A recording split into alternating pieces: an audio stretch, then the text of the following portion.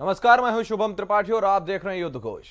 आज हम बात करेंगे कि कैसे एक रियल एस्टेट की कंपनी लखनऊ के अंदर लाखों लोगों को बेवकूफ बनाती है, उनके साथ धोखेबाजी करती है।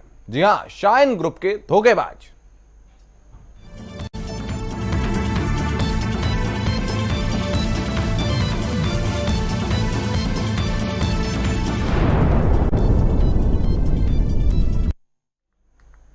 यूपी और उत्तराखंड में रियल एस्टेट का काम कर रही shine city infra private limited के लखनऊ ऑफिस पर कुछ दिन पहले सर्विस टैक्स डिपार्टमेंट की असेसमेंट टीम ने छापा मारा था।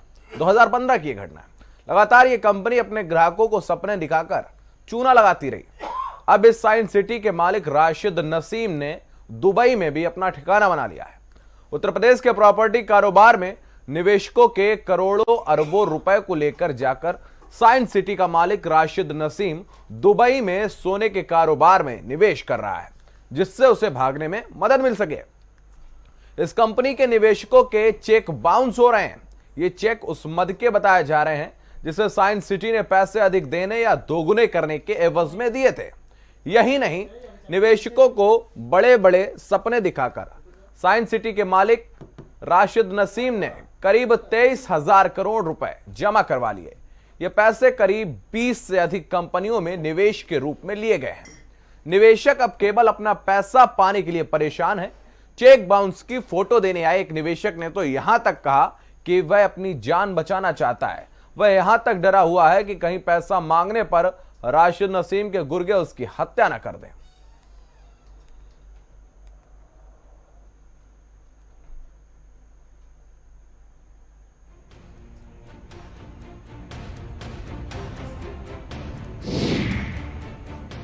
सुहाने ख्वाब दिखाकर लूट लेंगे कंपनी के लोग। स्टार चेहरों को करीने से बेच लेता है शाइन का दलाल। ठगे गए तो फिर नहीं होगी सुनवाई। शाइन ग्रुप पर ईडी, इनकम टैक्स महकमों की भी नजर। खादी, वर्दी, नौकरशाही हर जगह पसरे हैं शाइन के लोग। शाइन ग्रुप के दलालों से जरा बच के रहना।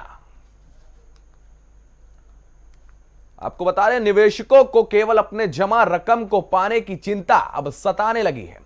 हर कोई लाभ की बात छोड़कर अपने मूल पैसे के लिए परेशान है। बताया तो यहां तक जा रहा है कि शाइन सिटी ग्रुप के मालिक राशिद नसीम के पास जितनी जमीनें नहीं हैं, उसकी 50 गुनी जमीन वह निवेशकों को कागजों पर बेच चुका है। यही वजह है कि राशिद नसीम के बस की बात नहीं है कि वह सभी निवेशकों को मकान या प्लॉट दे पाए। उसके पास अब केवल एक ही रास्ता है कि वह इंडिया छोड़कर दुबई में जाकर बस जाए, और वो बस चुका है और उसका कहना है कि वो वापस भारत नहीं आएगा।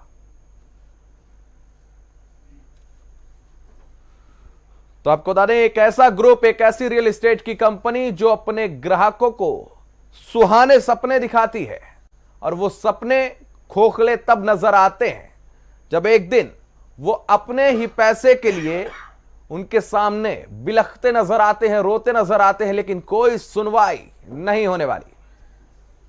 तो शाइन ग्रुप के दलालों से जरा बच के रहना। सुहाने सपने दिखाकर लूट लेंगे कंपनी के लोग। स्टार चेहरों को करीने से बेच लेता है शाइन का दलाल। ठगे गए तो फिर नहीं होगी सुनवाई। हमें यकीन है कि शाइन ग्रुप का यह फर्जीवाड़ा इसी तरह से चलता रहेगा। इसकी वजह यह है कि शाइन ग्रुप को मुख्यमंत्री के कुछ खास अधिकारियों का संरक्षण प्राप्त है। पंचम तल तक अपनी पहुंच के बूते शाइन ग्रुप का खेल खेला जा रहा है और खेला जाता रहेगा। यह बात हम पूरी गंभीरता, जानकारी और जिम्मेदारी के साथ इस मंच से कह रहे हैं। इससे पहले भी भ्रष्टाचार की राजधानी बन चुके लखनऊ की अनेकों कलंक कथाएं हम इसी मंच से उठा चुके हैं, मगर इन्हीं अधिकारियों ने उन मसलों पर कोई कार्रवाई नहीं होने दी। ईमानदार मुख्यमंत्री को यह समझना होगा कि उनके चारों तरफ एक ऐसा कॉक्स बन चुका है जो उनकी छवि तार तार कर खुद के लिए दौलत के किले बना रहा है। तो आपको बता दें कि किस तरीके से यूपी और उत्तराखंड में रियल एस्टेट का काम कर रही shine city infra private limited के लखनऊ ऑफिस पर कुछ दिन पहले छापा भी मारा गया था। सर्विस टैक्स डिपार्टमेंट की असेसमेंट टीम ने छापा मारा था। और आपको बता दें, ये कंपनी जो है शाइन सिटी लगातार अपने ग्राहकों को सपने दिखाकर चूना लगाती रही। अभी कुछ दिनों पहले शाइन सिटी के जो मालिक हैं राशिद नशीम दुबई में पहुंचे हैं, दुबई में अपना ठिकाना बना लिया है और उत्तर प्रदेश के प्रॉपर्टी कारोबारों में निवेशकों के करोड़ों अरबों रुपए ले जाकर शाइन सिटी के मालिक ने दुबई से सोने के कारोबार में निवेश कर रहे हैं।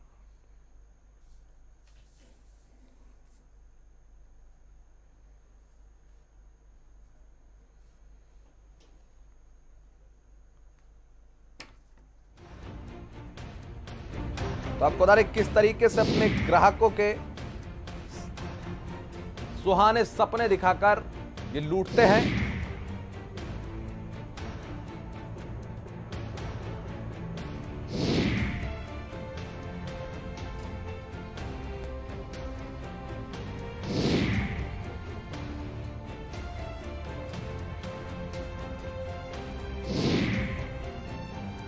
खादी वर्दी नौकरशाही हर जगह पस रहे हैं शाइन के लोग।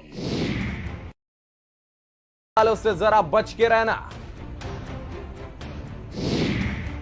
सुहाने ख्वाब दिखाकर लूट लेंगे कंपनी के लोग।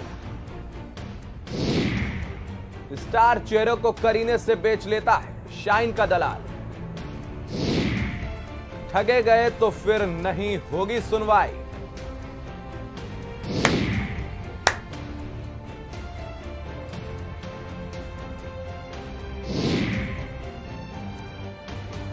वर्दी नौकरशाही हर जगह पस रहे हैं शाइन के लोग।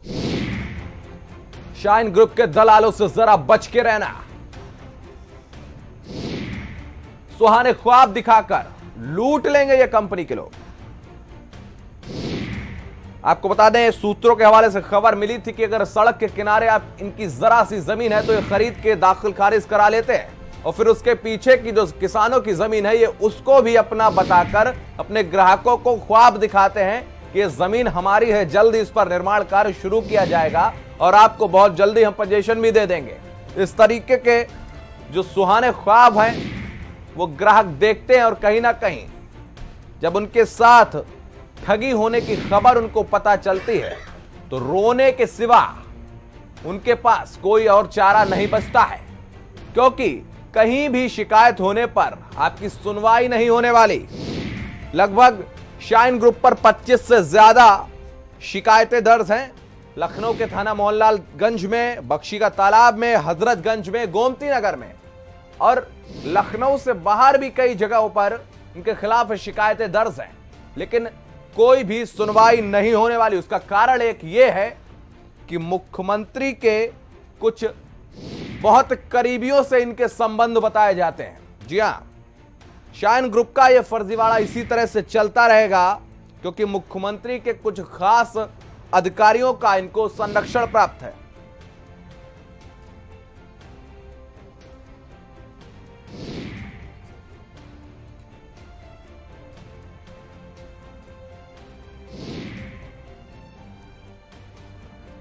आपको बता दें, खादी वर्दी और नौकरशाही लगभग हर जगह पर शाइन के लोग मौजूद हैं जो उन्हें पल पल की जानकारी देते हैं। जब कार्रवाई की कोई बात उनके ऊपर आती है तो ये उस पर कोई भी कार्रवाई नहीं होने देते हैं। आपको बता दें, पंचम तल तक इनकी पहुंच है। पंचम तल तक अपनी पहुंच के बूते शाइन ग्रुप का ये खेल खेला जा रहा है और हमें उम्मीद है कि अगर कार्रवाई ना हुई तो इसी तरह से खेला जाता रहेगा। यह बात पूरी गंभीरता और जानकारी और जिम्मेदारी के साथ हम इस मंच से कह रहे हैं, क्योंकि भ्रष्टाचार की राजधानी बन चुके लखनऊ से हम इस तरह की कलंक कथाएं लगातार उठाते रहे और उठाते रहेंगे। आपको बता दें कि ऐसी तमाम कलंक कथाएं हैं जो इन्हीं खास लोगों की वजह से उन पर कार्रवाई नहीं हो पाती है। ईमानदार मुख्यमंत्री को यह सोचना होगा, यह समझना होगा कि उनके चारों तरफ एक ऐसा घेरा बन चुका है, एक ऐसा व्यू बन चुका है जो उनकी छवि तार तार कर खुद के लिए दौलत के किले बना रहा है। तो आपको बता रहे, उत्तर प्रदेश और उत्तराखंड में रियल एस्टेट का काम कर रही शाइन सिटी पर लगातार इस तरीके के आरोप लग रहे हैं। आज उस विषय पर हमारे साथ चर्चा करने के लिए पैनल में कुछ खास मेहमान मौजूद हैं। आइए आपका परिचय उनसे कराते हैं। हमारे साथ बीडी नकवी साहब पूर्व जज मौजूद हैं, सत्येंद्र श्रीवास्तव जी एडवोकेट हैं, वो मौजूद हैं, विवेक श्रीवास्तव भारतीय जनता पार्टी से हैं और वसीम रिजवी साहब वरिष्ठ पत्रकार हमारे साथ इस कार्यक्रम में मौजूद है। आप सभी मेहमानों का आज के इस कार्यक्रम में मैं बहुत स्वागत करता हूं। सबसे पहले चलूंगा इस पूरे मामले पर कड़ी नजर रखने वाले, इस पूरे मामले पर एक जानकारी रखने वाले सत्येंद्र श्रीवास्तव जो कि वकील हैं, एडवोकेट हैं, उनके पास चलते हैं। सत्येंद्र जी, क्या कुछ ये पूरा मामला है, क्या कुछ पूरी इसके पीछे कड़ियां जुड़ी हैं, एक के बाद हमें बताइए। ऐसा है कि साइन ग्रुप जो है 2013 में रजिस्टर्ड हुआ था as a real estate company. और रियल एस्टेट कंपनी का जो काम होता है कि वो मतलब ज़मीन से जुड़े हुई सारी कार्यवाही कम कर सकते हैं। लेकिन इन्होंने नवंबर 2017 में अपनी एक क्रिप्टो करेंसी लॉन्च की, जिसको कि इन्होंने कहा कि नवाडा जो है अर्जेंटीना में जो है कहीं रजिस्टर्ड हुई है। और इसके बाद इस क्रिप्टो करेंसी पे वर्क होना शुरू हो गया। हमारे मुवक्किलों ने जब हमको ये बताया कि सर ऐसी ऐसी बात है, हमें पैसा लगा रहे हैं, इसके बारे में थोड़ा सा जानकारी देना चाहते हैं, तो इसमें ये पता चला कि इनके पास तो इस चीज़ का लाइसेंस ही नहीं है या इस फील्ड पे ये वर्क ही नहीं कर सकते हैं। और इन्होंने पैसा जब मार्केट से उठाना शुरू कर दिया। और जून 2018 में जा करके जब इस पे कंप्लेन ज़्यादा होने लगी तो एक स्टिंग हो गया। स्टिंग के जस्ट बाद इन्होंने दिल्ली में एक SBC इंटरनेशनल के नाम से एक कंपनी रजिस्टर्ड की और ये शो किया कि SBC का सारा पैसा जो है इस कंपनी में आ रहा है। लेकिन जहां तक मैंने इसमें सर्च किया उसमें यह पता चला कि SBC के नाम पे जो पैसा इकट्ठा किया गया वो कंपनी के प्रेसिडेंट अपनी अपनी जो सेल कंपनियां बनाए हुए थे, उन सेल कंपनियों में वो पैसा चला गया। करीब 20 से 22 हजार करोड़ रुपया मार्केट से उठा लिया गया। आज की डेट में जिन जिन लोगों ने SBC ली हुई है, किसी का पैसा रिफंड नहीं हो रहा है। मार्केट में सब्जबाग ये दिखाया गया कि 18 में जिन लोगों ने जो है SBC लिया है, 60 रुपए की SBC लिया है, वो 2022 में जाकर के 30 लाख रुपए की हो जाएगी। ऐसा कुछ नहीं हुआ। अल्टीमेटली हुआ ये कि इन लोगों ने जो है दुबई में जाकर के एक कंपनी बना ली और कंपनी में जो जानकारी आ रही है SBC का ही सारा पैसा जो है ट्रांसफ़र हो रहा है। और इसी तरीके से जो पीछे की जो ज़मीनों की बातें हैं, ज़मीनों में ये है कि जैसे लखनऊ में एक पैराडाइज गार्डन करके एक स्कीम चल रही है। पैराडाइज गार्डन की स्कीम पे अगस्त 2018 में इसमें कोर्ट ये डीएम साहब ने जो है, डीएम के यहाँ एक अपील लगी हुई थी। अपील में ये डिसाइड हो गया कि ये ज़मीन जो है एग्रीकल्चरल लैंड है। अब एग्रीकल्चरल लैंड पर किसी भी तरीके का कोई प्रोजेक्ट चल नहीं सकता। इन स्पाइट ऑफ दैट वहां पर प्लॉटिंग चल रही है, पैसा लोगों से लिया जा रहा है, इकट्ठा किया जा रहा है। इसी तरीके की इनकी लगभग सभी स्कीमों में चल रहा है कि ये कृषि की ज़मीनों पे प्लॉटिंग कर देते हैं और पैसा लोगों से इकट्ठा कर लेते हैं। और जब लोगों को अपने प्लाट की जानकारी नहीं मिलती है, करते हैं, तो ऑफिस में इनके गुर्गे जो है बाकायदा गन और ये सब लेकर के बैठे रहते हैं। कोई किसी से बात नहीं करता है, मारे डर के सब वापस चले जाते हैं। इसी तरीके की बात है, हर थाने में एक एक कंप्लेंट पड़ी हुई है। इन स्पाइट ऑफ दैट कोई कार्रवाई इस समय तक नहीं हो रही है। मैं चलूंगा वसीम रिजवी साहब के पास, आपसे ये जानना चाहूंगा। रजा रिजवी साहब के पास, क्षमा चाहूंगा, रजा रिजवी साहब के पास जाऊंगा। आपसे ये चीज जानना चाहूंगा कि जिस तरीके से ग्राहक जो हैं वो अपनी गाढ़ी कमाई, कितनी उनके पास आशाएं होती हैं, एक आशाओं का पूरा पिटारा रहता है, पूरे जीवन भर की कमाई करके वो एक मकान खरीदना चाहता है, एक जमीन खरीदना चाहता है। जब वो उसको पता चलता है कि वो ठगा गया है, तो क्या बीतती होगी उसके ऊपर? देखिए, रियल इस्टेट के अंदर कोई छोटा मोटा आदमी नहीं आता है, क्योंकि इसमें भारी पैसा लगता है।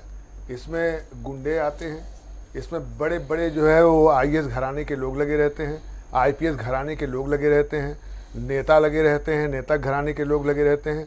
जाहिर सी बात है, जब इतनी पावरफुल शक्तियाँ रियल इस्टेट में लगेंगी तो जाहिर सी बात है उन लोगों को पैसा वापसी होने में दिक्कत होगी। लेकिन जब मैं बधाई दूंगा मोदी जी की सरकार आने के बाद, ये पूरे उत्तर प्रदेश के अंदर, चाहे नोएडा हो चाहे वहाँ हो, जो रियल इस्टेट ये लूटने वाले लोग थे, ये लूटने वाले लोग जो है भाग गए। और क्योंकि इनका पैसा जो है सब नोटबंदी के बाद जो है जब पैसा जमा होना शुरू हुआ तो रियल इस्टेट वाले सब इधर उधर दाहिने बाएं भाग गए। और लेकिन रेरा बनने के बाद उस तरीके से काम नहीं हो पा रहा है। शुभम जी, एक चीज और मैं कहना चाहता हूँ कि मान लीजिए FIR आपने बता दिया मोहनलालगंज और गोमती नगर और फलाना ढमका हो गया, FIR में वो अरेस्ट हो गए। अरेस्ट होने के बाद 6 महीने के बाद बेल हो जाएगी। हमारे लायक दोस्त एडवोकेट ने कहा कि 2200 करोड़ का मामला है, अगर वो 6 महीना जेल में बंद भी रहे तो चले आए छूट के, तो फिर तो पैसा वापस करना नहीं है उनको। चाहिए ये कि उनकी जितनी प्रॉपर्टी है पूरे देश में और देश के बाहर, ये फौरन एफआईआर होते ही वो सीज हो, सील हो जाए, और सील होने के बाद उनके जो घर और खानदान वाले लोग हैं उनकी जितनी प्रॉपर्टी वो सील हो, तब कहीं जा करके ये रुकेगा, नहीं तो ये खेल रुकने वाला नहीं है। और इसमें गरीब पिसता रहेगा, गरीब मिटता रहेगा। ये बड़े बड़े ब्रोशर अच्छे अच्छे दिखाते हैं, अच्छी अच्छी होल्डिंग लगा देते हैं, उसी के जाल में आदमी फंस जाता है। क्योंकि जो दिखता है वही बिकता है, उसी तरीके से अपने ग्राहकों को बेवकूफ बनाते हैं। जज साहब आपके पास आऊंगा, हमारे साथ नकवी साहब हैं, पूर्व जज हैं। आपसे ये समझना चाहूंगा, जिस तरीके से रजवी साहब कह रहे थे कि जो इस तरीके की शिकायतें दर्ज होने के बाद उन पर कार्रवाई होनी चाहिए, जितनी भी इनकी प्रॉपर्टी है चाहे वो देश में हो या विदेश में, उसको सीज किया जाना चाहिए। लेकिन एक चीज ये समझना चाहूंगा, जो प्रशासन में जो लोग बैठे हैं, जो सत्ता में लोग बैठे, अगर उनका हाथ इनके ऊपर रहता है तो कैसे इन पर कार्रवाई हो सकती है? देखिए, हमारा देश इस वक्त क्रोनी कैपिटलिज्म का बेस्ट एग्जाम्पल है, जहां पर पैसे वाले, corporate world, politician, IAS lobby, सबका गठजोड़ हो चुका है। ये बिल्कुल कुछ बातें रजा साहब ने अच्छी कही, लेकिन मैं तो ये कहूँगा कि इस देश के अंदर ये पहली बार हुआ कि हज़ारों करोड़ लेके भाग गए। चौकसी को एनओसी कैसे हो गया? बगैर गवर्नमेंट मशीनरी के एनओसी हो ही नहीं सकता उसको। और आज जिसकी बात कर रहे हैं, ये सिस्टम जो शाहीन ग्रुप की बात हो रही है, मैं आपको बताऊँ, इत्तेफाक से मुझे भी मालूम हुआ था कि वहाँ क्रिप्टो करेंसी में जो है वो कैश करते हैं, और 3 महीने बाद मतलब मुझे भी ऑफर था कि साहब मैं 5 लाख जमा करूँ और मुझे 50% में एक बड़ी गाड़ी, आप 20 लाख में इनोवा ले लीजिए, बड़े एंडेवर वगैरह जो भी है, और 5 लाख में ये टाटा सुमो जो अच्छी गाड़ी 10 लाख वाली। तो मुझे ताज्जुब हुआ, मैंने कहा भाई 3 महीने बाद हमें गाड़ी मिल जाएगी। नहीं, इतने इसका मतलब हमारा जो फ़ायदा हो रहा है वो किसी का नुकसान हो रहा है। वो मुझे ही बताओ तुम लोग, नुकसान किसका हो रहा है? वो मुझे कंपनी वाले सेटिस्फाई नहीं कर पाए और मैंने अपना कोई इन्वेस्टमेंट नहीं किया। मुझे ताज्जुब था, ये आखिर शाहीन ग्रुप कैसे, मैंने उनसे पूछा कि कौन सा बिजनेस कर रहे हो जिसमें इतना बड़ा तुम मुनाफा कमा रहे हो, कैसे लोगों को शेयर कर रहे हो? वहाँ कई सौ लोग बैठे हुए थे, मैं हैरान था कि इतने एम्प्लॉय बैठे, और मुझे थोड़ा डाउट हुआ। मुझे फ़ायदा होने वाला था, लेकिन मुझे ये कन्विंस नहीं हुआ अपने आप में कि आखिर फ़ायदा कैसे होगा। तो ये जो तंत्र चल रहा है कि एग्रीकल्चर, सबसे बड़ी बात मैं कहूँगा कि यहाँ रजिस्ट्री कैसे हो जाती है। रजिस्ट्री डिपार्टमेंट को देखना चाहिए कि जो प्रॉपर्टी एग्रीकल्चर लैंड नहीं है वो फिट में कैसे हो जाती है। ये सिर्फ इसलिए कि साहब गवर्नमेंट को पैसा मिल रहा है, स्टाम्प मिल रहा है, आप गवर्नमेंट की इनकम हो रही है, फॉरेन सब रजिस्ट्रार करा लेते। सब रजिस्ट्रार को ये देखना चाहिए कि ये अर्बन प्रॉपर्टी है नहीं है, इसका रजिस्ट्रेशन है नहीं है, कन्वर्जन हुआ है नहीं हुआ है। तो ये सारी चीज़ें हैं। तो हम लोग सब जो है पूरे सिस्टम में, हमारे समाज में कैंसर है करप्शन का, उसके अंदर पब्लिक जो है वो मोटिवेटेड। मैं ये इस चैनल के माध्यम से कहना चाहूँगा, जहाँ ज़्यादा लालच आपको हो रहा है, हिंदुस्तान इकोनॉमिक डाउनटर्न पे है इस वक्त, जो भी इकोनॉमी है, मैं पॉलिटिकल लोगों की बात नहीं करूँगा, जो डाउनटर्न हो रहा है, कोई आदमी हम 1 लाख रुपया इन्वेस्ट करेंगे, वो 2 साल में दुगना नहीं कर सकता, वो 3 साल में दुगना नहीं कर सकता, वो खुद कमाएगा, हमें कैसे दे देगा? तो लोग लालच में फंसते हैं। सबसे बड़ी बात यह है कि हमारे समाज के अंदर लोगों को अपने लालच पे कंट्रोल करना होगा, अपने ग्रीड पे करना होगा। एक तो ये बात, दूसरा सरकारी तंत्र में जो लोग बैठे हैं उनके पास पैसा कहाँ से आया है, उनकी पूरी मॉनिटरिंग होनी चाहिए। मैं तो ये कहूँगा गोमती नगर की मॉनिटरिंग कर लीजिए, अगर सरकार कर ले ईमानदारी से, तो आपको बेनामी प्रॉपर्टी इतनी मिल जाएगी कि यूपी सरकार मालदार हो जाएगी। आप उनसे प्रॉपर्टी छीनिए जो उनकी अनएक्सप्लेन्ड है और सरकार में पैसा जमा करिए। मैं तो समझता हूँ कोई क्रिमिनल ट्रायल मत करिए ऐसे लोगों का, सिर्फ पैसा छीन लीजिए। और जहाँ तक शाहीन ग्रुप की बात है, मेरे पास वो फैक्ट्स नहीं है जो मैं चैनल की बात को, बहल चैनल ने बात चलाई है तो कुछ ना कुछ तो सच्चाई है, लेकिन थोड़ा सा मुझे भी डाउट है उस पर। लेकिन कोई एलिगेशन मैं भी इसलिए नहीं लगाऊंगा, मुझे फर्दर इन्वेस्टिगेट करना पड़ेगा किसी के खिलाफ कुछ कहने के लिए। How they are working, definitely he is working in Dubai, why he is working, why he is not honouring the cheque, that's a very serious issue. मुझे लगता है शाहीन ग्रुप जैसे लोग यूपी के अंदर, हिंदुस्तान में बहुत से ऑपरेट कर रहे हैं, और बहुत से लोग डर की वजह से, जो माफिया कंट्रोल कर लेते हैं, थोड़े से ये लोग मसल मैन को एंगेज कर लेते हैं, इसलिए आदमी डर की वजह से अपनी कोई कार्रवाई भी नहीं कर पाता। इट्स ए सीरियस इशू, और मुबारकबाद इस चैनल को, इसने ये इशू उठाया। विवेक जी, आपके पास आऊंगा। जब सैय्यद है कोतवाल तो हमें डर का आएगा। जिस तरीके से आरोप लग रहे हैं शाहीन ग्रुप पर, और उनके संबंध बताए जा रहे हैं कि उनके संपर्क जो हैं वो पंचम तल तक हैं, और लखनऊ को भ्रष्टाचार की राजधानी बनाने में कहीं ना कहीं उन लोगों का भी हाथ है। आपकी सरकार है, अपने आप को बताती है कि बिल्कुल भ्रष्टाचार नहीं होगा, बिल्कुल अगर कहीं पाया जाता है तो हम उसको रोकते हैं, तो सरकार की नाक के नीचे कैसे हो जाता है सब? शुभम जी, साइन ग्रुप का रजिस्ट्रेशन 2013 का है। 2013 में उत्तर प्रदेश में भारतीय जनता पार्टी की सरकार नहीं थी, ठीक। 2013 में देश में भी भाजपा की सरकार नहीं थी।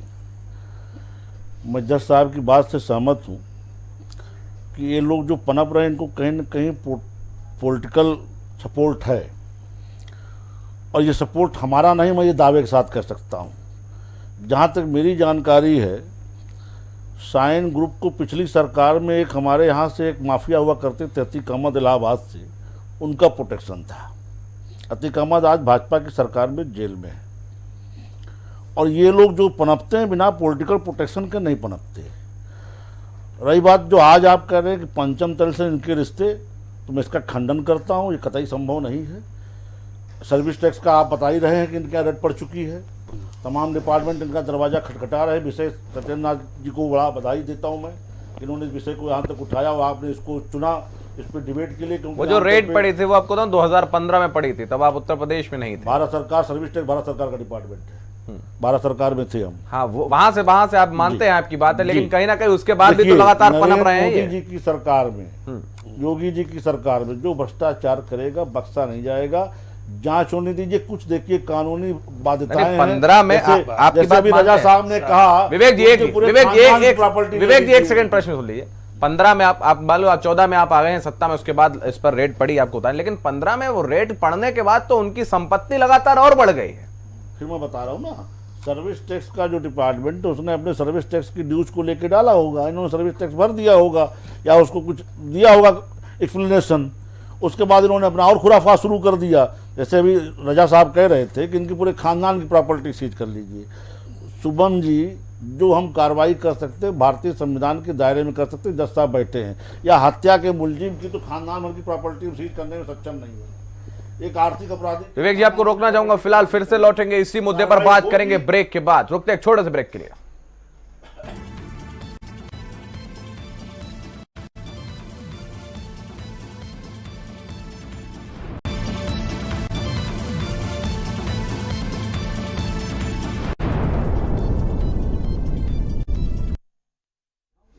ब्रेक के बाद आपका स्वागत है। आप देख रहे हैं युद्ध घोष। आज हम बात कर रहे हैं एक ऐसे मुद्दे पर जिसने पूरे लखनऊ ही नहीं बल्कि आसपास के लोगों के भी नाक में दम कर रखा है। जी हां, शाइन ग्रुप एक ऐसा रियल एस्टेट का ग्रुप है जिसने अपने ग्राहकों को कहीं का नहीं छोड़ा है। जो उनके संपर्क में आता है वो बिल्कुल भी बचता नहीं है। इस पूरे मामले के सूत्रधार हमारे साथ मौजूद हैं, जो उनके पास लोग आते हैं, शिकायतें उठाते हैं। हमारे साथ जो इस मामले पर नजर बना रहे सत्येंद्र श्रीवास्तव जी हैं। आपसे जानना चाहूंगा, ये पूरा मामला हो जाता है, कौन कौन आपके पास आए हैं, किस किस तरीके की शिकायतें आपके पास लोग उठाई हैं, क्या है पूरा बताइए। आपको शिकायतें सिर्फ इस तरीके की हैं कि जैसे जो लोगों का पैसा लगा हुआ है वो परेशान होकर के ये बात कर रहे हैं कि सर मेरा इतना पैसा लगा हुआ है, मैं कैसे अपना पैसा रिडीम करा लूँ, मैं पैसा कैसे निकाल लूँ।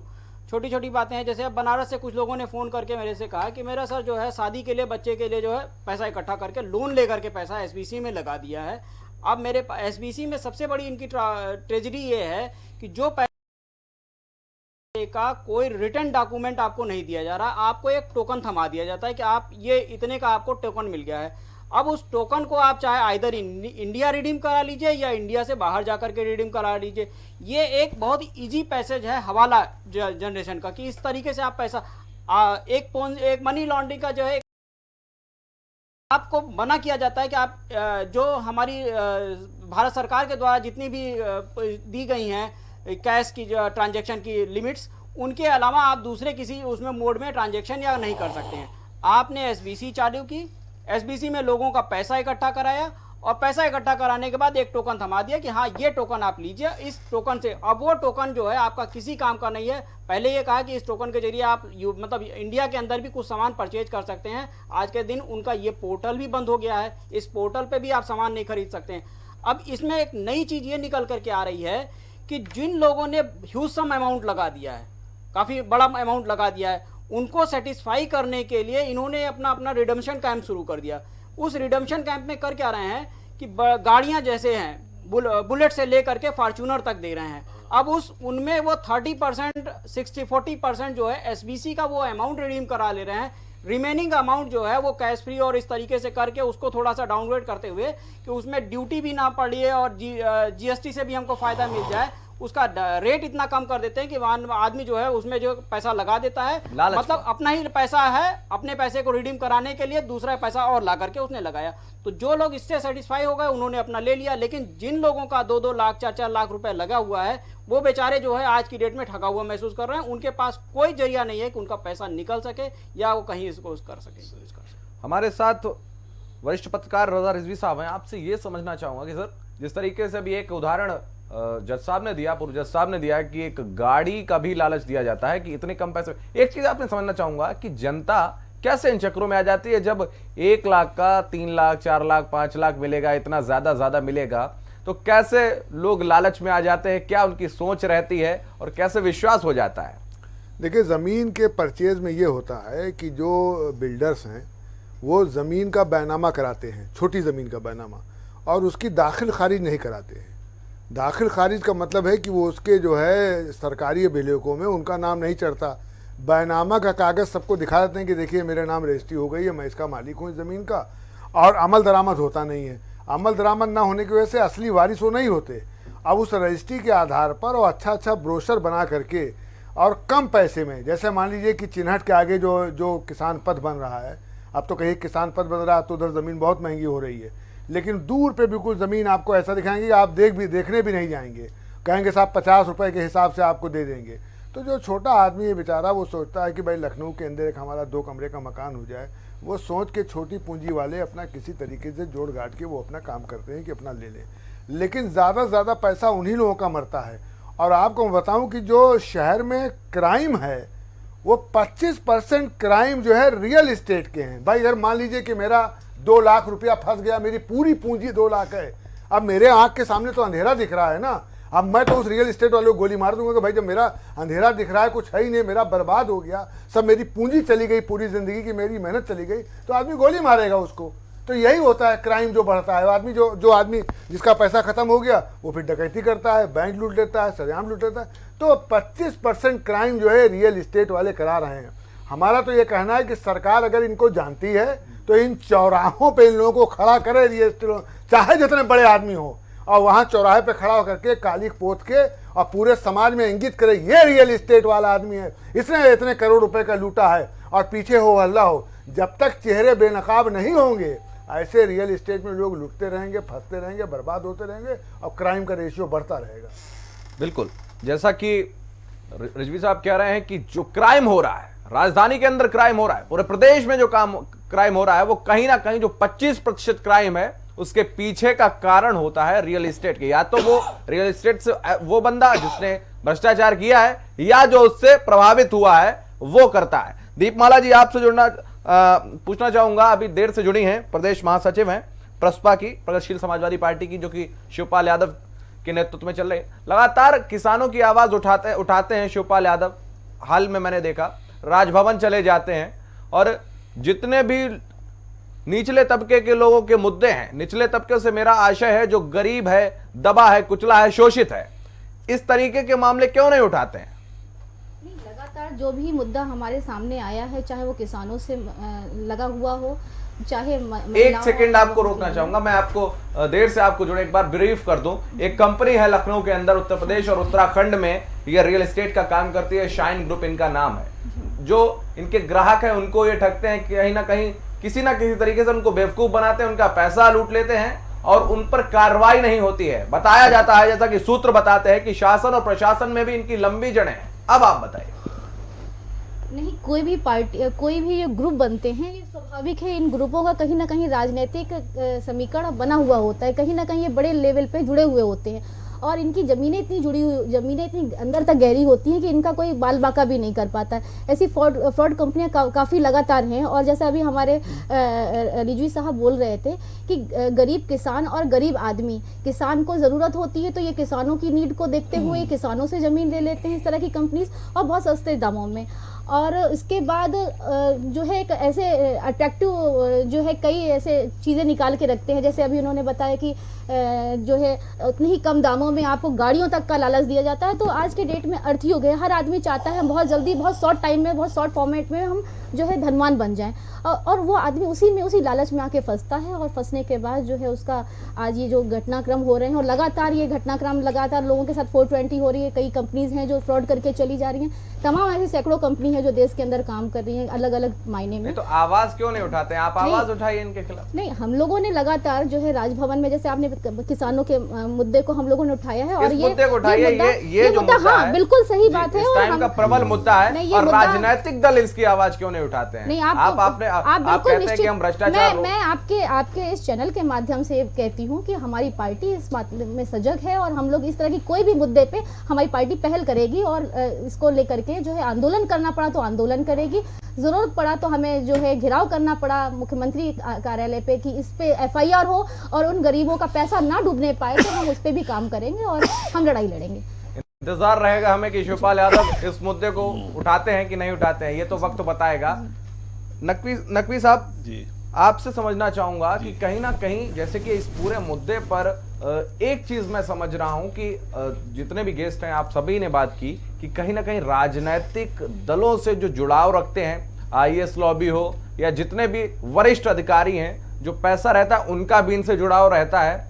तो ये राजनीतिक दल, जैसे कि मैंने अभी बात की है दीपमाला जी से, कि कभी मैंने इस तरीके का नहीं देखा कि जो राजनीतिक दल हैं, हालांकि वो अपने आप को जब वो बैनर लगवाएंगे तो पोस्टर लगवाएंगे तो गरीबों की आवाज अपने आप को लिखेंगे या जिस तरीके की चीजें होती वो लेकिन कभी मैंने आवाज उठाते नहीं देखा है उनको इस तरीके। देखिए, बहुत ही हम सीरियस इशू बात कर रहे हैं, हमें इसके कई एस्पेक्ट दिखते होंगे। मैं कुछ बात कहने से पहले मैं बात कहना चाहूँगा कि ये जो बिल्डर्स का प्रॉब्लम आया है, इसके अंदर कहीं ना कहीं हमारी सरकार की नोटबंदी का पॉलिसी, GST भी बहुत बड़ा प्रॉब्लम, क्यों साइकिल टूट गई। एक देखिए, जो बिल्डर होता है उसके 3 इन्वेस्टर होते हैं, एक तो वो खुद, एक बैंकर, एक एक्सपेक्टेड कस्टमर। तो जो पैसा बैंकों में चला गया और उसकी चेन टूट गई, जो बोनाफाइड कुछ रहा है जो है वो बेईमानी है। कुछ बिल्डर्स ऐसे हैं जो काम कर रहे हैं, ग्रोथ में उनका कंट्रीब्यूशन है। तो ये बहुत बड़ी जो पॉलिसी गवर्नमेंट की आई, इससे बड़ा नुकसान हुआ। ऐसे बोनाफाइडी जो बिल्डर्स थे, आप देखिए प्रॉपर्टी की कीमत बहुत गिरी, जो बहुत ज़्यादा बढ़ गई थी। हिंदुस्तान में ये भी क्राइसिस हुआ कि गरीब आदमी को मकान नहीं, ये कौन सी पॉलिसी है। दूसरी बात जो मैं कहना चाहूँगा, जो बहुत इंपॉर्टेंट है, कि आज की जो हमारी समाज है, वो आधुनिक जो वेस्टर्न सिविलाइजेशन है ना, उसमें कहीं खो गया है। पैसा पैसा पैसा, हमें बहुत सी चीज़ चाहिए, हमें ये भी चाहिए वो भी चाहिए। तो ये जो चीज़ है, देखिए मुल्क के अंदर हम कितना बड़ा इंजस्टिस है कि जो किसान है वो गरीब है 70 साल से, और बकिया जो लोग हैं वो कहीं ना कहीं मालदार हैं, उनका पास ग्रोथ हुई है, बिजनेस बहुत बड़ा है। हज़ारों, हमारे 3-4% लोगों के पास आधी वेल्थ है हिंदुस्तान की, ये भी आंकड़ा आया था, मैं उसकी बहुत डिटेल में नहीं जाऊँगा। तो कहीं ना कहीं पूरी तरह से सिस्टम के अंदर बदलाव। हमारी इलेक्शन बहुत महंगा है, गरीब आदमी इलेक्शन नहीं लड़ सकता। पब्लिक चाहती है कि साहब जो हमारा कैंडिडेट हो उसके पास बड़ी बड़ी गाड़ियाँ हो, उसके पास गुंडे भी हों, उसके पास पुलिस वाले भी हों। एक मानसिकता है, इस मानसिकता पर कैसे चेक लगेगी? मैं आज आपके चैनल के माध्यम से कहना चाहूँगा कि ईमानदार आदमी को चुनिए। आप देख रहे हैं पॉलिटिकल लीडर्स कितने करप्ट हो गए। कोई इनकम टैक्स वाला जा रहा है छापे मारने, जहाँ टिकट बिक रहे हैं 10 करोड़ और 15 करोड़ के 20 करोड़, कोई जा रहा है इनकम टैक्स का। मैंने कमिश्नर से कहा, 2 कमिश्नर मुझे मिले डिपार्टमेंट, मैंने कहा भाई गरीब आदमी को जहाँ पकड़ लेते हो तुम लोग, जो पॉलिटिकल लीडर्स हैं, कि किसी भी पार्टी के पॉलिटिकल लीडर की आप छापा मारिए, आपको करोड़ों रुपया मिलेगा। सबसे बड़ी ज़रूरत है जब हमारा समाज धर्म से और जात बरादरी से ऊपर उठ के सोचेगा, उसकी बेड़ियों से आज़ाद होगा, तब जाके एक लड़ाई लड़ी जाएगी गरीब और अमीर की, जो बहुत ज़रूरी है। शायद वो डिले हो रही है, जल्दी लड़ाई होनी चाहिए। लोगों को राइट थिंकिंग होना चाहिए, सबको रोटी मिले, सबको मकान मिले। ऐसा समाज हमें चाहिए कि ऐसा मुल्क बनाना है, एक ऐसा देश बनाना है। तो ये तब हो पाएगा जब धर्म, बरादरी और करप्शन, पैसे की 3 चीज़ों से हमारा समाज, कास्टिज्म, कम्युनलिज्म और करप्शन 3 चीज़ का शिकार है। उसमें भाषण कोई भी कुछ दे, कोई भी भाषण दे सकता है बहुत अच्छे, लेकिन जब करने पे आता है, जब उसकी अपनी ईमानदारी करने का मामला होता है, तो वो चूक जाता है। जी विवेक जी, आपसे समझना चाहूंगा, जिस तरीके से बहुत अच्छी बात की है यहाँ पर पूजर साहब ने, उन्होंने कहा है कि जहाँ धर्म, जाति, बिरादरी से ऊपर उठकर अगर हम ऐसा कैंडिडेट दें जो बहुत ईमानदार हो और कहीं ना कहीं किसी भी भ्रष्टाचार में वो लिप्त ना हो। लेकिन एक मानसिकता बन गई है जनता की, जैसा कि आपने ब्रेक के दौरान एक बात कही थी, उन शब्दों को हालांकि मैं ऑन एयर नहीं कह सकता हूं, लेकिन उस बात में बड़ा दम थी कि कहीं ना कहीं जनता जागरूक नहीं है। जनता खुद ऐसी चीजें चाहती है कि अगर उसका जो नेता हो, उसका जो प्रतिनिधित्व करता हो, वो कहीं ना बड़ी गाड़ियों में आए, उसके साथ गनर हो, गुंडे हो, इस तरीके, जैसा कि जज साहब ने अभी कहा। तो कहीं ना कहीं ऐसी मानसिकता बनी। क्या कारण इसके रहते हैं? आप एक राजनीतिक दल से आते हैं जी। नकवी साहब की बात से मैं सहमत हूँ। हजारों कंपनियों को बंद करने का काम नरेंद्र मोदी सरकार ने किया है। जो फर्जी कंपनियां इस देश में चल रही थी, सरकार ने बंद करने का काम किया है। और जो अभी आपने कहा कि लोग धर्म और जाति की आड़ ले लेते हैं, अभी जब बी चंद्रकला का दरवाजा ईडी ने खटखटाया तो समाजवादी पार्टी की तरफ से एक स्टेटमेंट आया कि दलित महिला को सरकार परेशान कर रही है। जब खुद अखिलेश यादव का दरवाजा खटखटाया तो उनके प्रवक्ता बता रहे थे कि पिछड़ों के नेता को परेशान किया जा रहा है।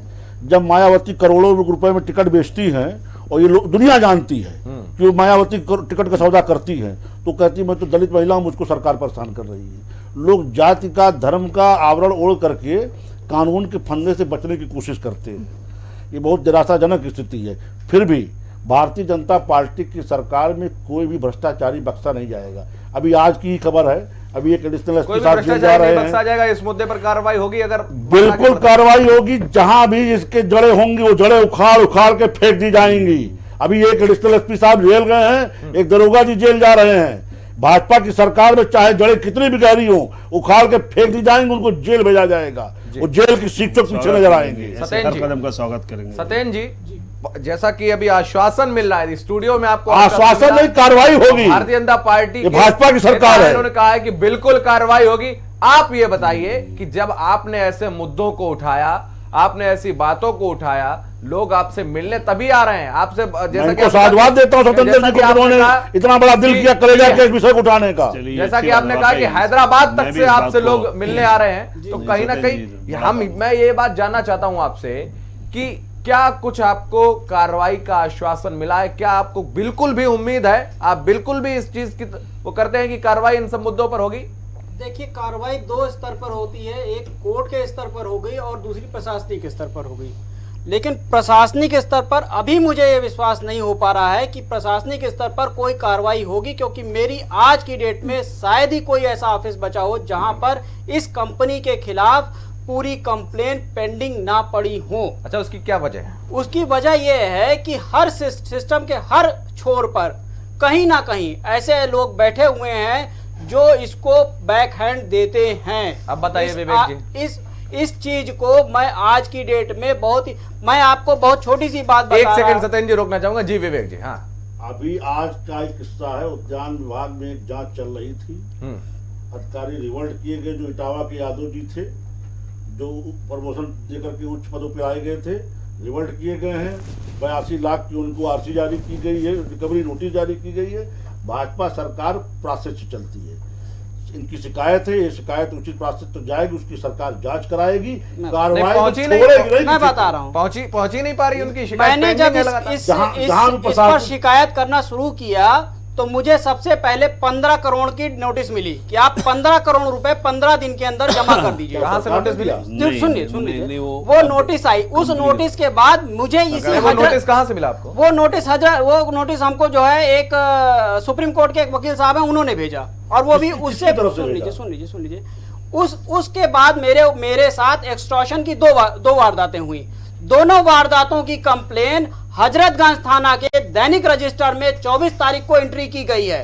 दरोगा जी एसओ से मैंने डायरेक्ट फोन पे बात किया कि ऐसी बात है, मेरी कंप्लेन पड़ी है, इंक्वायरी हो चुकी है, फाइंडिंग्स आ रही है कि सही आए। इन स्पाइट ऑफ दैट वो उन्होंने दर्ज करने से मना कर दिया, नहीं दर्ज किया। उन्होंने शब्द उनके हैं एसओ राधा रमण जी के कि आपको साइंस सिटी से क्या प्रॉब्लम है। एक सरकारी कर्मचारी जो है, जो जिसका काम है कि अगर ये क्या कहते हैं एक्सटॉर्शन एक संज्ञेय अपराध है, और संज्ञेय अपराध में सुप्रीम कोर्ट ने कहा है कि एफआईआर दर्ज करना मैंडेटरी है। इसके बावजूद ये राधा रमण जी ने कहा कि मैं इस पर दर्ज नहीं करूंगा। मैं अपनी बात पूरी कर लूं, मैं एफआईआर दर्ज नहीं करूंगा। मैंने इस मामले पर हाई कोर्ट में एक पिटीशन भी डाल रखी। पिटीशन हमारी अभी पेंडिंग पड़ी हुई है। इसके बावजूद भी आज करीब 1 महीने से ऊपर हो गया, 56-3 पड़ी हुई है, वो भी पेंडिंग है मेरी। इसके बावजूद भी आज तक वो एफआईआर दर्ज नहीं हुई है। क्यों नहीं दर्ज हुई है? क्योंकि उस एफआईआर में साइंस सिटी का from the beginning to end आज तक दुबई तक जाने तक का सारा प्रोसेस, सारी कंपनियों की डिटेल, सारा सब कुछ मैंने एक्सप्लेन कर दिया है। और वो एफआईआर अगर दर्ज हो जाती है तो ईडी के लिए वो रिफरल हो जाएगी और ईडी को उस पर कार्रवाई करने के लिए मौका मिल जाएगा। और ऐसी स्टेज में अगर ईडी इन्वॉल्व हो जाती है तो इस कंपनी की जो है शटडाउन होना पड़ेगा। लेकिन वहां पर उसको रोक ना दर्ज हो, पूरा काकस लग गया है कि वो एफआईआर ना दर्ज हो, mister SN Srivastava back gear में चले जाएं। लेकिन mister SN Srivastava back gear में जाने वाले नहीं है। मुझे हर तरफ से थ्रेट मिलती है, हर तरफ से मुझे धमकी दी जाती है कि हाँ ये मुकदमा मामला छोड़ दें। लेकिन मैं जब तक हूं, जो कुछ दिया है ऊपर वाले ने दिया है, मैं इस मामले को इसके अंतिम स्वरूप तक पहुंचा करके रहूंगा। जी विवेक जी, अब बताइए आप क्या कह रहे थे। सत्येंद्र जी की जो चिंता है, जो परेशानियां मैं समझ रहा हूँ। राधा रमन जी का इन्होंने नाम लिया, हो सकता है उनके स्तर से इनको न्याय ना मिला हो, इस पर आगे चर्चा की जाएगी। राधा रमन जी अच्छे अधिकारी हैं, अगर कहीं से मान लीजिए उनसे दिक्कत हुई वो भी सुधारा जाएगा और जहां भी इनकी समस्या उसका समाधान किया जाएगा। सरकार के स्तर पे इसमें भ्रष्टाचारियों को बख्शा नहीं जाएगा। मैं आपके माध्यम से विश्वास दिलाना चाहता हूँ। नहीं सत्येंद्र जी, एक चीज आपसे ये समझना चाहूँ, क्या मुख्यमंत्री से शिकायत की आपने इस बारे में? इस बारे में एक्चुअली होता है कि एज एन लीगल प्रोसेस में अगर देखा जाए, जनता दरबार वो लगाते हैं, एक शिकायत लीगल प्रोसेस में बता रहा हूं कि जनता दरबार नहीं, मुख्यमंत्री जी का एक पोर्टल चलता है जन शिकायत जनसुनवाई.com। जनसुनवाई.com पर मैंने एक कंप्लेंट दर्ज की इसी प्रोसेस को लेकर के। उस पर थाना कृष्णा नगर ने जांच आख्या में ये कहा कि ये मामला पुलिस की आर्थिक अपराध शाखा से विवेचना कराया जाना उचित है। ठीक, ये कागज चला गया, कागज गए आज कम से कम 1 महीने। जन सुनवाई पोर्टल की तो आपको बात बता दूं, वो आख्या किसी और भी मुद्दे के लिए, ऐसे कई उदाहरण हमने देखे। हाँ, कि आख्या कोई और उसमें लगी हुई है, आख्या कोई और लगी। मैं इसको मानता हूं। अब तक ये पोर्टल बहुत अच्छा वर्क किया इन्होंने, जो शुरुआत के समय में काफी अच्छा काम, ऑब्वियसली काफी अच्छा काम था। लेकिन इन सब कामों में होता क्या है कि जो ऊपर से छन करके आता है, लेकिन सिस्टम में जो कमी आती है वो कैसी होती है, सिस्टम में जो लास्ट ओकेजन पे बैठा हुआ पर्सन है उसको नहीं बदला जा सकता है। जो काम कर रहा है आप उसको नहीं बदल, उसकी मेंटेलिटी नहीं बदल सकते। आप सब कुछ चेंज कर सकते हैं, आप सत्ता को बदल सकते हैं, आप सब कुछ बदल सकते हैं, लेकिन सिस्टम में आप मेंटेलिटी, जब तक हम उस मेंटेलिटी को नहीं चेंज करेंगे हमारा सिस्टम नहीं सुधार आ सकता है।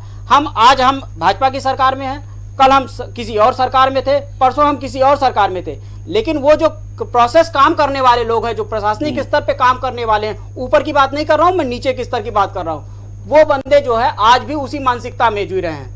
उनके लिए कोई फर्क नहीं पड़ता है कि आज सरकार बदल गई है या सरकार कौन सी काम कर रही है या हमें इसको करना है कि नहीं करना है, वो उसी ढर्रे पर काम कर रहे हैं। उनका इससे कोई नहीं, वही कॉकस डेवलप करते हैं और वही इस चीज को नुकसान पहुंचाते हैं। एक आखिरी कमेंट रिजवी साहब से मैं ले लेता हूं, उसके बाद मैं शो को विराम करूंगा। रिजवी साहब, जिस तरीके से इस तरीके की घटनाएं होती हैं और लगातार, जैसा कि सत्येंद्र जी ने अपना पूरी आप बीती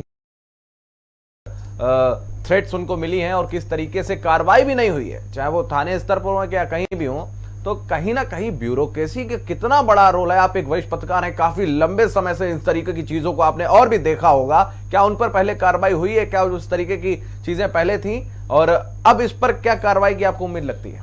देखिए, ऐसा है कि ये बहुत मजबूत हैं, बिल्डर बहुत मजबूत हैं, रियल इस्टेट वाले बहुत मजबूत हैं, और इसका यही एक तरीका है कि जो रियल इस्टेट में काम शुरू करे, जमीन उसका रजिस्ट्रेशन रेरा में होना चाहिए, और रेरा में रजिस्ट्रेशन हो, रेरा में रजिस्ट्रेशन होने के बाद वो साफ साफ बताएं कि कितनी ज़मीन उनके पास है, फिर रेरा उसको पब्लिश कराए अखबार में भी, हर चौराहे पे कि साहब ये इस एरिया में इतनी ज़मीन इस बिल्डर को दी गई है, इतनी ही ज़मीन है। अगर ये सब साफ साफ नहीं होगा तो ये चलता रहेगा, ये बंद होंगे, जमानत हो जाएगी 6 महीने के बाद, पैसा लेके बैठ जाएंगे, आम जनता ऐसी रोती रहेगी। आज हमारे साथ इस कार्यक्रम में बीडी नकवी साहब पूर्व जज जुड़े थे, दीपमाला कुशवाहा जी प्रगतिशील समाजवादी पार्टी से थी, सत्येंद्र श्रीवास्तव जी एडवोकेट जिन्होंने इस पूरे मुद्दे को उठाया, और विवेक श्रीवास्तव जी भारतीय जनता पार्टी से जुड़े थे, रजा रिजवी साहब वरिष्ठ पत्रकार के तौर पर जुड़े। आप सभी मेहमानों का इस कार्यक्रम में जुड़ने के लिए मैं बहुत बहुत धन्यवाद करता हूं। इस तरीके की चीजें लगातार होती रहती हैं, कब इन पर कार्रवाई होगी ये देखने वाली बात है। आप देखते रहिए युद्धघोष, कल फिर हाजिर होंगे एक नए मुद्दे के साथ।